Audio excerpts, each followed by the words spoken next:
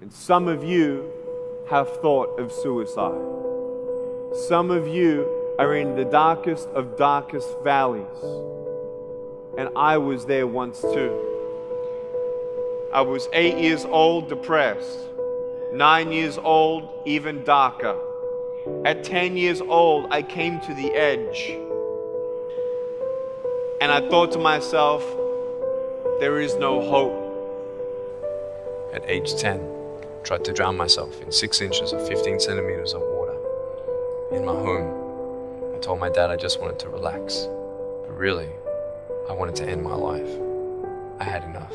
The first 2 times I rolled over, I was trying to work out how much air I hold in my lungs before I let it out. And the third time, in my mind, knowing that I wanted to get out of here because of the bullying in my life, because I was going to be a burden to my parents and I had nothing to look forward to, I realized at that moment that if I actually went through with committing suicide, I would leave a greater burden for my parents than they already had. So when I saw in my mind my mum and my dad and my brother crying at my grave, if I went through with it, that one thought saved me. The power of encouragement. You can save a person's life.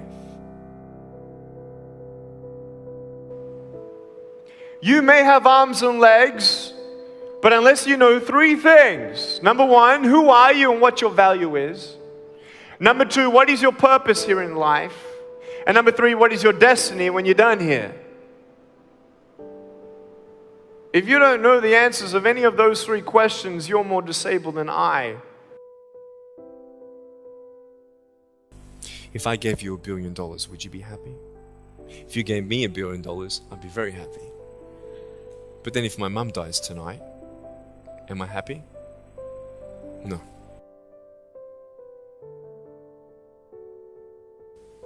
Life is worth living when you find purpose.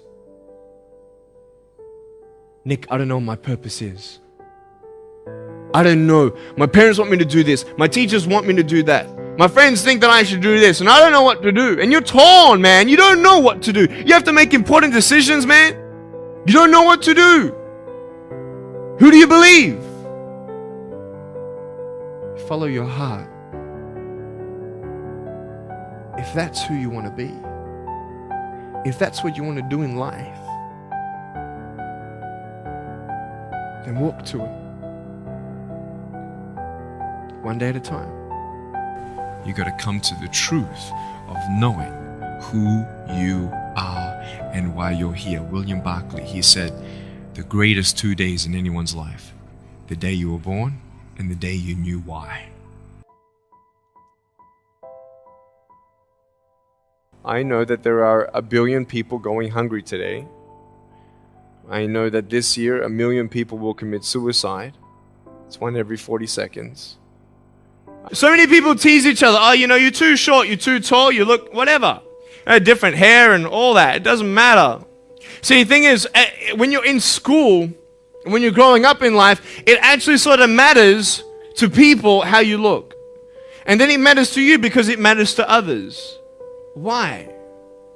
Why does it matter how you look? Because if they don't like you, then who will? If they don't accept you, then who will? I know so many teenagers who look themselves in the mirror and wish that they had a different body. I want to ask you, what are you going to believe? Are you going to believe in yourself? Are you going to believe everybody else's judgment on you? Are you going to believe people when they say that you're a failure? No one really likes you. No one really cares about you. That's what this world is. I want to look like her. If I was taller, shorter, smarter, more popular, whatever you want. It's not enough. And the fear that we have is that we're going to be alone. That we're not good enough. And we have to change ourselves. And so many people put me down and say, Nick, you look too weird and no one's really your friend and you can't do this and you can't do that. And I couldn't change anything. It's not like just fixing my hair one day and everything's fine. It's not like, just whatever. I couldn't change my circumstance. I couldn't just one day wake up and say, hey, give me arms and legs. I need arms and legs.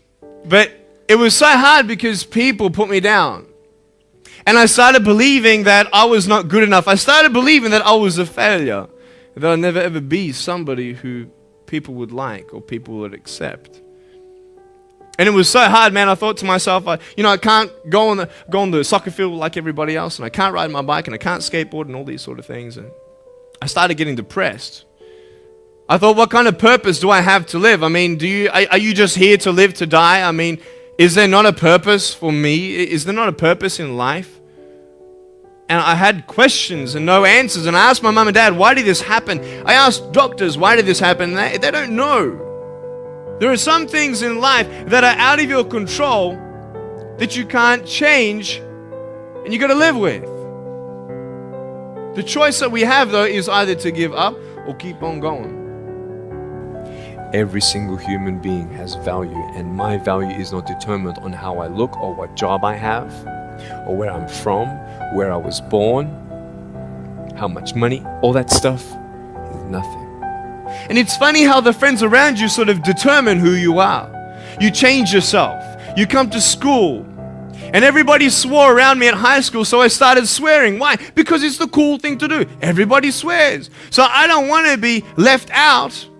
And I want to be accepted, so I started swearing. You go to a party, everybody's drinking, so you drink. Why? Well, everybody else around me is doing a big deal.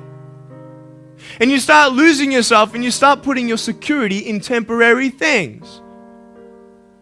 You start putting your happiness in things that won't last. You can get drunk all you like, but in the morning, you're going to be sober with a headache with the same problems. Nick, you're not good enough. Nick, just give up. Nick, you're never going to get a job. You won't get married. You can't even hold your wife's hand.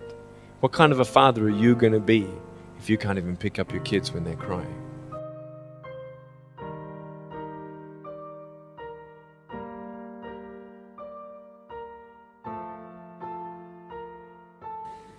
But I tell you, there are some times in life where you fall down and you feel like you don't have the strength to get back up. Because I tell you, I'm down here, face down, and I have no arms, no legs. It should be impossible for me to get back up, but it's not. You see, I will try 100 times to get up, and if I fail 100 times, if I fail and I give up, do you think that I'm ever going to get up? No. But if I fail, I try again and again and again. For as long as I try, there's always that chance of getting up. Does that make sense? And it's not the end until you've given up. And just the fact that you're here should persuade you that you have another chance to get back up. That we have a choice, either to be angry for what we don't have or be thankful for what we do have. You have a choice every day you come to school to either tease somebody, gossip about somebody, or you can go up to them and encourage them. There's still hope. I'm not here today to tell you that I understand your pain. I don't know how it feels to be abused. I don't know how it feels to feel, quote, fat and you've got an eating disorder. I don't know how it feels to have a broken home. But I just want you to know that it's not the end. It matters how you're going to finish. Are you going to finish strong? Today, I still have no arms, no legs. But everything's changed. When I'm 24 years old, 5-6 years ago, I was in California. And I never met anybody else like me. When I was 10 years old, I wish I would have met somebody like me. Never did. Didn't get that miracle. But at 24, in California, I saw a little boy with no arms and no legs, 19 months old, just like me. I knew he was going to be bullied. I knew he was going to go through depression. I knew he would feel alone. I knew that he would get worried if he's ever going to have a girlfriend, and so on and so on. I got the father to bring him up on stage in front of 2,000 people. And everyone was crying. And it was a materialization of when you don't get a miracle, you can be a miracle for someone else.